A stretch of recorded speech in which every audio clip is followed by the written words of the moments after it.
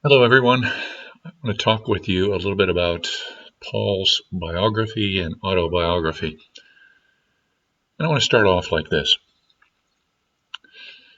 At the end of the account in Acts of Stephen's trial, in Acts 8, we're introduced to a person whose life and mission is going to dominate the latter half of Luke's history of the church in the book of Acts.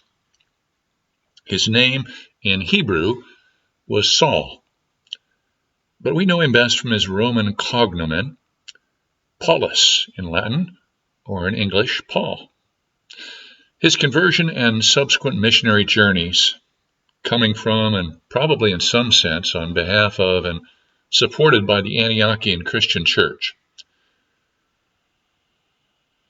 were, at least in Luke's mind, indispensable acts inspired by God to promote the growth and the spread of the early church. So first, I want to talk with you in this video about Paul's early life.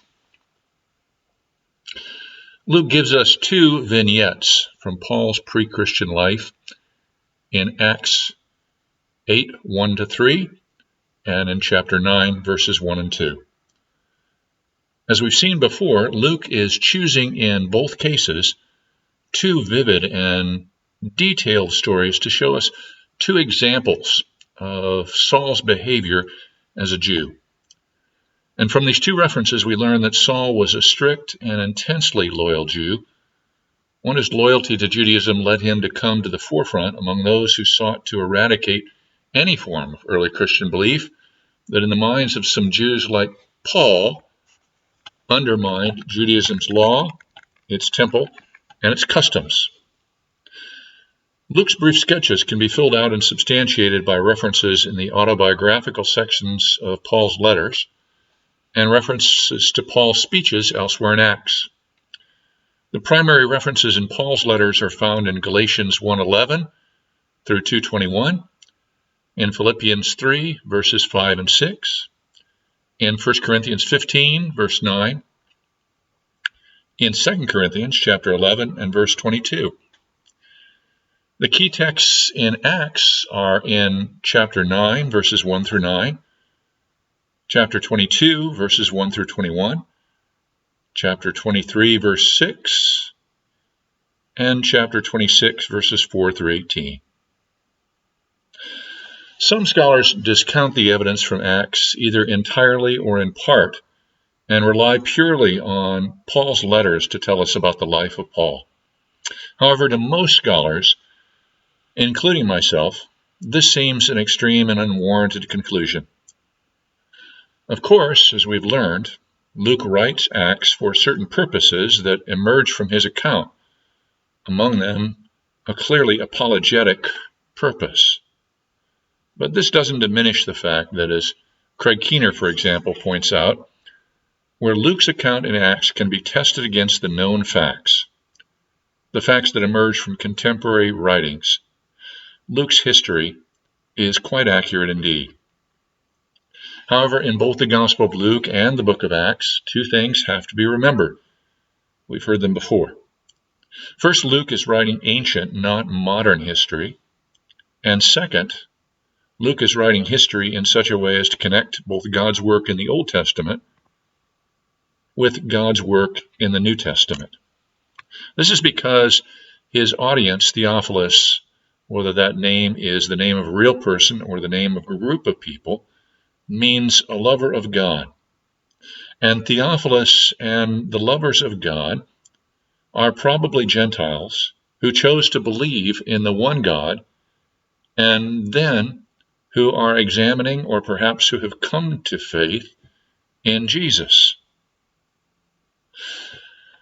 To return, though, to the main point, from all references both within Paul's letters and within the ancient history of Acts, we learn first that Paul was born in the city of Tarsus. Look, for example, at Acts 21 and verse 39. At the time of Saul's birth, say probably somewhere between 8 and 10 AD, Tarsus was part of the Roman province of Cilicia. The territory had been under Roman rule since 67 BC and was divided in 25 into two separate provinces Tarsus, during the whole of Paul's lifetime, was the provincial capital of Cilicia, a major city, or as Paul calls it, and I'm quoting now from Acts 21 and verse 39, no mean city. Paul's trying to say, I come from Tarsus. That's no podunk town. Tarsus derived its commercial importance from its location on the river Sindus, and it was located on the river about 30 miles south of what were called the Cilician Gates. That was the major mountain pass then, and still is a major mountain pass on the road from eastern to western Cilicia in what we call modern-day Turkey. A prosperous city, the major product of Tarsus was textiles, and in particular, two types of cloth. Tarsian linen, which was prized for its lightness and breathability, and a water-repellent material called silicium, woven from goat's hair, kind of the Gore-Tex of the ancient world. Both of these textiles are praised in ancient literature in a number of places outside the New Testament. Tarsus had also gained for itself a reputation as a city in which the people were deeply interested in culture, in education, in philosophy, and in rhetoric. According to Paul's own testimony in Philippians 3 and verse 5, Paul was the son of Jewish parents who were members of the tribe of Benjamin. And this probably accounts for Paul being named by his family after one of the most prominent, if not the most prominent members of the tribe of Benjamin, Israel's first king, Saul. Finally, according to his own repeated assertions in the book of Acts, Paul was born not only a Tarsian and a Jew, but also a Roman citizen. Precisely how the right of citizenship had been obtained by his family, we don't know.